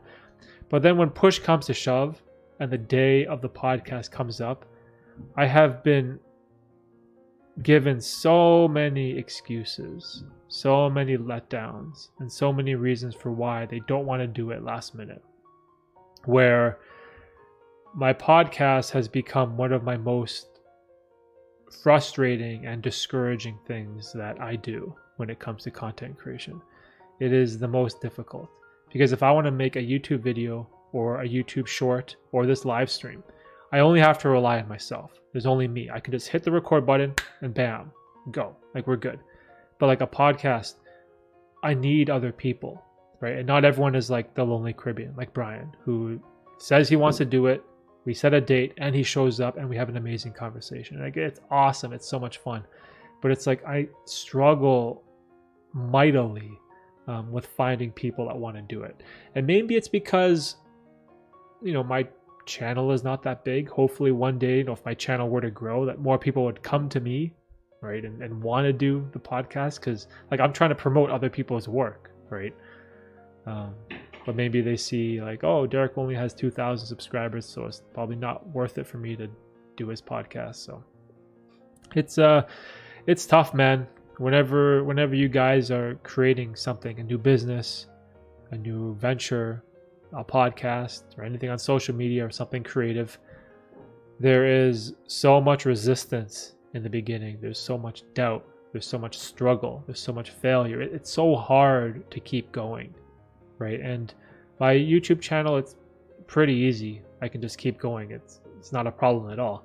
But the podcast is one that I'm conflicted with, right? I definitely want to keep doing it, and I'm going to keep doing it. Like, don't get me wrong, but I just wish I could release an episode every week for you guys. That'd be awesome. If I could do one podcast every single week, and then after the pod have like, I don't know, 6 YouTube shorts, like taking like the best clips from the podcast, and every single day there'd be something coming out. That'd be awesome. That'd be like super cool.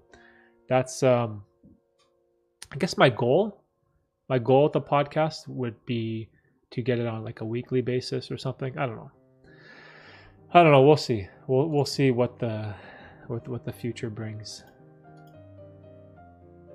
I just have so many ideas, things that I want to do. What else is interesting? Oh yeah, so yesterday, I went to that festival. So if you guys can see this, this was like the festival I went to yesterday. I was attending creator for a video festival in Toronto where I submitted a short film for, and unfortunately I wasn't selected, which kind of sucks. You know, I kind of felt down. It was a little discouraging that, you know, I put so much work into like a short film that I would have loved to have premiere on, you know, on a big screen in the theater. That'd be like so cool. It'd been so much fun. You know, unfortunately it didn't get selected, which was fine. And, you know, I tried to make sure that I didn't let that affect my decision to want to go anyway. Like, I really wanted to go and see these other short films and, you know, and be inspired as a creator, you know, and see what other creators did. And so, again, you know, overcoming your ego. You know, don't let your ego get in the way of giving you an opportunity to gain perspective. You know, I could have easily said, you know, F that festival, they didn't pick me, why should I go? You know, this is bullshit, right? Like, you can easily take that stance. But, you know, I went, and last night had a, you know, super good time. It was super cool.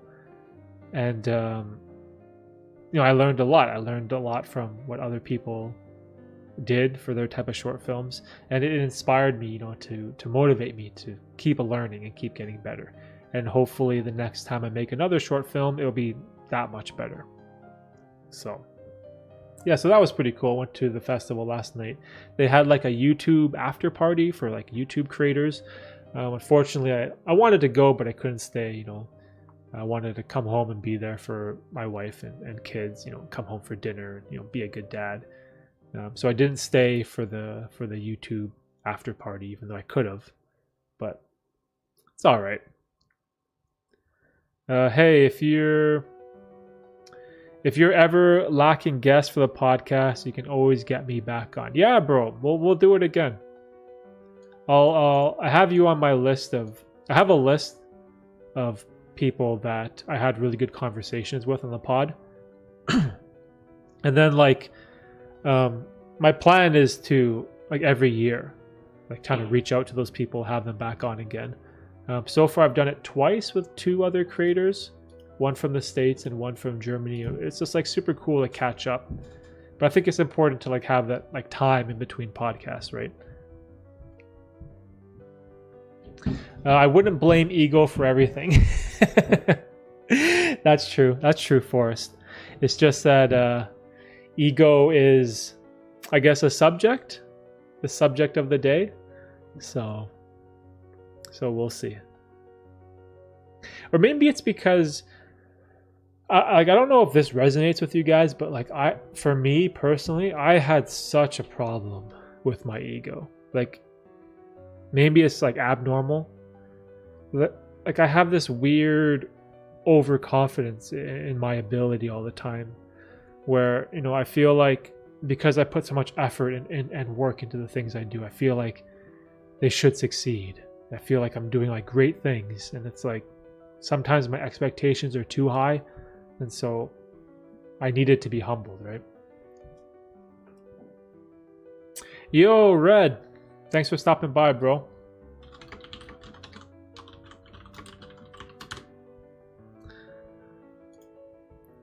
Hey, Red, have a good weekend, bro. We'll catch you in the next stream. Always love catching up. I'm glad you still went, Derek. It shows your mental fortitude. Yeah, it's it's important, right?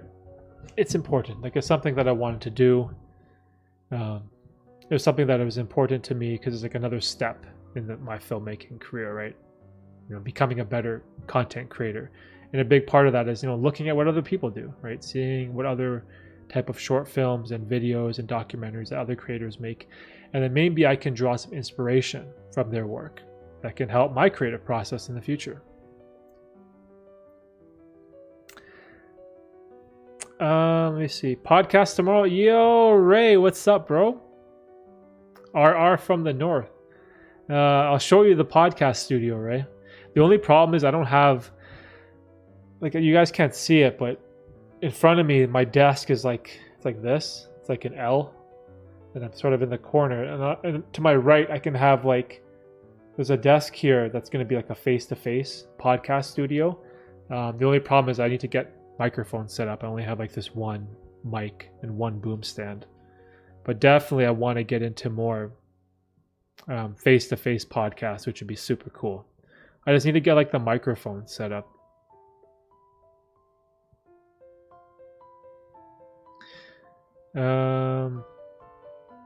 I noticed the title and it threw me back to my first sort of ego death. Yo, the first experience of ego death is wild. It's so overpowering. It's so I don't know how else to describe it. It's so devastating. I wish I had 1/4 of that. Backdrop is your setup. We'll sit by your couch. Oh yeah, we could. Oh yeah, you could, right? We could just sit there. Well, you'll see. You'll see when you come over tomorrow. I'll give you the grand tour of the office, the studio, and what I'm trying to do down here. It's a big work in progress. I don't know if you guys can tell, this whole environment that I have, it makes me super happy. I have this space for my work, for my streams, where I can edit, share my videos, and talk to you guys. It's just so much fun for me. I have my lights here. I got my paintings kind of coming up on the wall. I haven't finished that all yet. This light, this window is this window is kind of messed up. I need to get proper curtains for it, so I just have a piece of cardboard in the window. And I have like my daughter's toys back there, but it's like, man, once I get everything set up here and build out this space, this like studio where I can have like this really nice environment to like concentrate on my writing, concentrate on editing and videos, and it's gonna be so much fun. It's gonna be so much fun in the future. Like, I have so many plans, you know, for where this channel is gonna go and what I want to do, that I'm so excited. I'm so excited. My first experience was up in the mountains in the middle of winter. Oh my gosh, dude. I literally meditated while talking to God for 3 hours. Oh my god. You're meditating, talking to God for... Dude, that is what... We should save that story. We should definitely talk about that story one day, Brian. Your setup is really coming together and I love it. Thanks, dude. Thanks. It's like, again, it's not like some super expensive studio or nothing. Like, this is just a corner of my basement where I can kind of put all my stuff in. But I feel like as a creative, as someone who loves to create and loves to share ideas and videos and work, just like having this space around me, you know, where I can feel comfortable and we can do these conversations all the time, it means so much to me. Like, it makes me so happy. My all-time favorite is missing. Teddy. Oh, Forrest knows. Forrest is probably the only one who knows what she's referring to. I used to have this white IKEA, what you call it, like square compartment thing, and I had my childhood teddy bear sitting in there looking down, and it was in the background of the streams. I have the teddy bear. It came with us to the new house. It's upstairs in my daughter's bedroom, I think. Maybe I'll bring it down one day and you can have a good laugh, Forrest. I want to have a tour sometime in the future. Yeah, Ando, man. We'll definitely have you guys over sometime. When did we move in? Like 3 months ago? Like, we're still trying to paint shit and fix stuff and renovate things. Like, everything's like a big mess. And also like having a newborn, right? Like having another baby is just... There's just so much going on. There's like so many things, like trying to maintain a new house, trying to, you know, help my wife raise a newborn or son, you know, trying to build out this studio. Like, there's so many things that got going on, like juggling all at the same time. But yeah, I definitely would love to have you over, dude. Like, even you can give me some pointers too about like camera placement and stuff. Like, I love to show you what I have set up. Like, I need some suggestions, I think, of like where should I put my lights? Where should I put my cameras? What should I do with like this side wall or this back, like this green wall? Should I paint that green wall gray? Like, I painted this wall gray because like it blends better for my pictures, right? And photography. Like, and I painted the shelves the same color as the wall, so it looks like, I think you call it like an invisible shelf. So like the shelf blends in with the wall, and so like your pictures stand out more. I think that's a general idea. But it's just so much I want to do. That's why big plans for the future. It just makes me so excited. Congratulations, by the way. I remember talking about you having another kid. Yeah, so we had our son was born, I guess 6 weeks now, because he was born July 17th. So what is that? It's about 6 weeks, right? Maybe more. Yeah, so we'll say a month and a bit. And yeah, it was awesome. You know, super happy. He was healthy. There was no problems, no complications. It seems like he didn't get any of my allergies, which I'm praying for. Like, I have horrible allergies and skin issues that you know, I was really hoping that my kids wouldn't inherit from me, because I don't know if any of you guys have struggled with like eczema or psoriasis or like just rashes. It's like a horrible thing like to pass on to your kids. I was like, I'm really hoping that they wouldn't get that. Tiffany, my daughter, she got, I wouldn't say all, but she got some of my allergies and some of my skin problems, you know, which is tough, right? Especially for like a girl, you know, like I can only imagine like, you know, having like these like rashes and blemishes and itchy, dry spots in your skin. Like, oh man, it's so annoying because I grew up with it my whole life. It's such an annoying thing. But aside from that, yeah, son's named him Lincoln. Super healthy. Just couldn't be happier. You know, everything went well. And it's funny because the new house that we purchased, the hospital, it's like down the street. So like when Tina went into labor, we just got in the car and it's like bam, down the street, and you know we were right there. So everything just worked out, and I couldn't be happier. Both sides of my family have bad physical and mental diseases, so I understand not wanting to pass anything down. Yeah, it's like, it's tough, right? Because obviously everyone has issues. Everyone has something.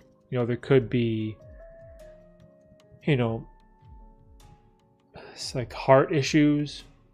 You know, people have like defective heart conditions, or maybe more susceptible to certain illnesses or stroke or types of cancers, or even like eyes, like, or what do you call like hearing disorder. Like there's so many things that you can pass on genetically to your kids. And from my point of view, it was my food allergies and my like bad skin. The bad skin is kind of funny because in like stuff like this, I can't hide from it, right? So I gotta hope that if I'm doing a live stream, I'm having a good skin day and I'm not having all these like rashes everywhere. But what's messed up is like some days when I'm shooting like thumbnails for my videos, like I have to go into Adobe Photoshop and use like the magic eraser tool on like my skin to get rid of like this horrible rashes that I have sometimes. It's just like, I don't know. It's just what it is. And I was like, please don't pass that on to my kids. Please. It's like such an annoying thing that I've had my whole life. I'm just like, oh, if they could live without that, I'd be super happy. Hey man, we did we did 2 hours. I just realized. That was super fun. If there's any other questions or any other last minute things you guys want to talk about, this was like a super awesome stream. I love the conversation and discussion that we had about psychedelics. If you guys are still watching, like the video, hit the thumbs up, hit the like button. It definitely helps me out. I don't know what it does algorithmically, but hopefully it lets YouTube know that the stream was good and beneficial, and hopefully we can reach more people in the future. Look out next week for my video on psychedelics. It's gonna be crazy. It's uploaded right now. I just have to wait, like I said, for my friends to be okay with me posting it. But it's gonna be called I Tried a Heroic Dose of Psychedelic Mushrooms. That's gonna be the video, and hopefully it comes out maybe tomorrow or Monday or sometime. I just have to do the thumbnail and get the okay. And I would love to hear any like criticism or feedback you guys have on the subject, as I love that type of stuff. So yeah, all right guys, have a good rest of your weekend.